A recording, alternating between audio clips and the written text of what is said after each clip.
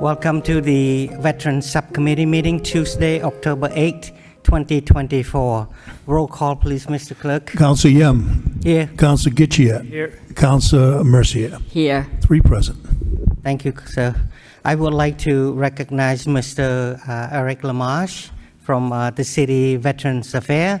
And I have with us today, it's Sergeant Dave Smith from the Lowell High School ROTC.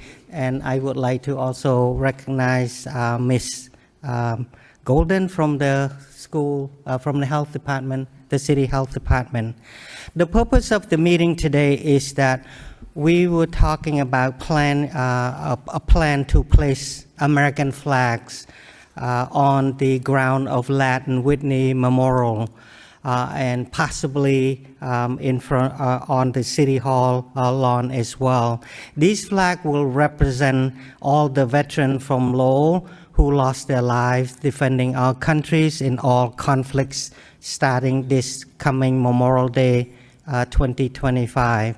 This is similar to what Boston have done on the Boston Common. Boston has 37,000 flag planting every year on Memorial Day. So we as the City of Lowell can do the same, recognizing all our veterans who lost their lives to all the conflicts. So I turned to our local historian, Richard Howe Jr., and asked him to see if he has a list of all the veterans from Lowell who died during all those wars. So Dick emailed me a list of a number of soldiers who died on all wars starting from the Civil Wars.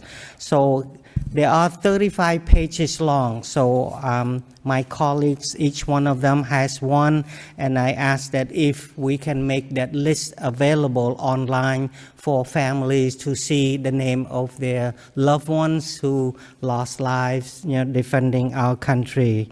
So according to Dick Howe and the list that he compiled, there are 1,275 veterans who are from Lowell that died during the conflict starting from the Civil War. That means we need probably 1,275 flags planting around the ground of Memorial of the Latin Whitney's ground and possibly in front of the City Hall as well.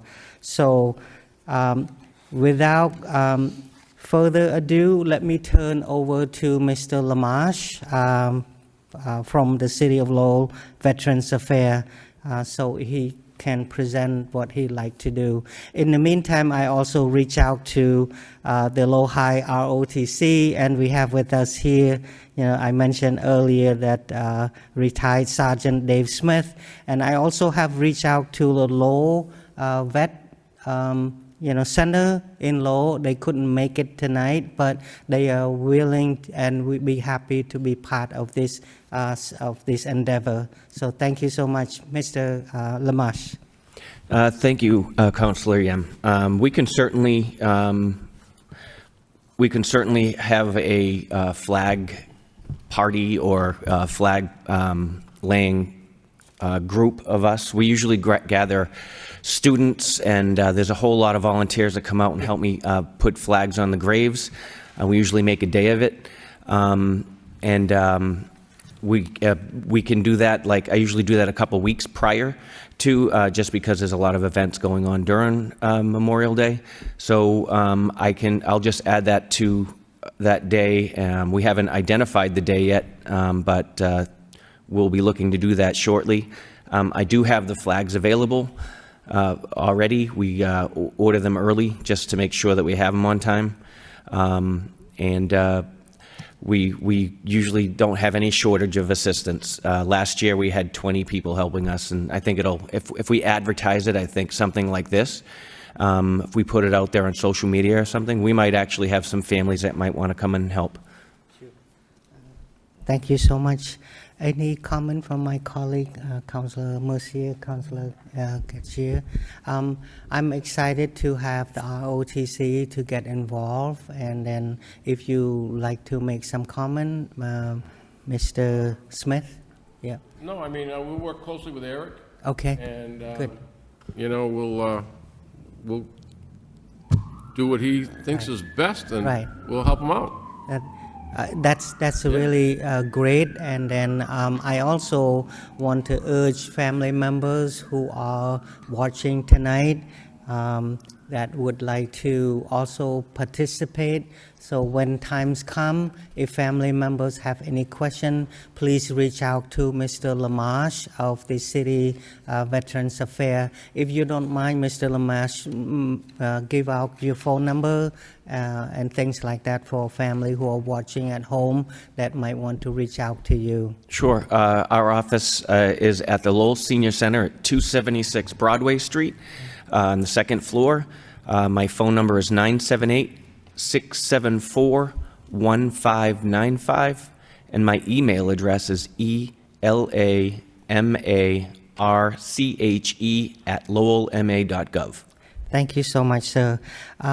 Just for those folks at home who are watching, according to historian Richard Howe Jr., the number I mentioned is 1,275. If I could summarize, during the Civil Wars, soldiers from Lowell, 646 of them died during the Civil Wars. The Spanish War has 32, and World War I has 111. World War II soldiers from Lowell, 436 of them. Korean War, 31 veterans from Lowell. Vietnam War have 20 soldiers who died in the war. Persian Gulf War has 1. Global War on Terror has 1. So it come out to be 1,278. So I was short by 3 numbers. So, and then on the summary page, this is the summary page. Then go further on page 3. Richard Howe Jr. lists all their names, and that's why I asked if the city of Lowell, and I spoke with Doreen. She is very kind, and she forwarded to MIS to have this extensive list, put it on the city website so families and friends can look up their loved ones online. Any other comments from anyone? Yes, Councilor Mercier? thank you.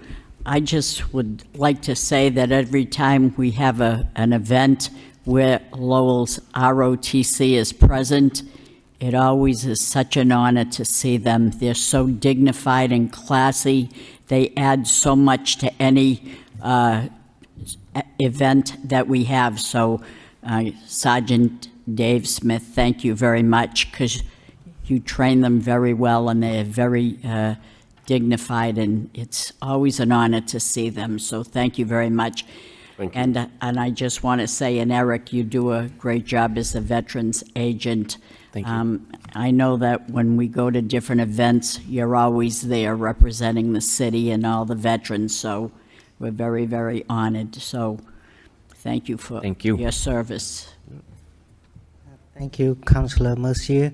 And I would just also request that when time comes to do this, make it as wide publicized as possible, so family members going to have an opportunity to participate. And each one of the flags that we plant at the Whitney and Latin Whitney's and then in front of the City Hall will represent their loved one. And so I would really like to see that. Yes, ma'am. I just have one more question through you, Sure. Mr. Chair, to the veterans agent.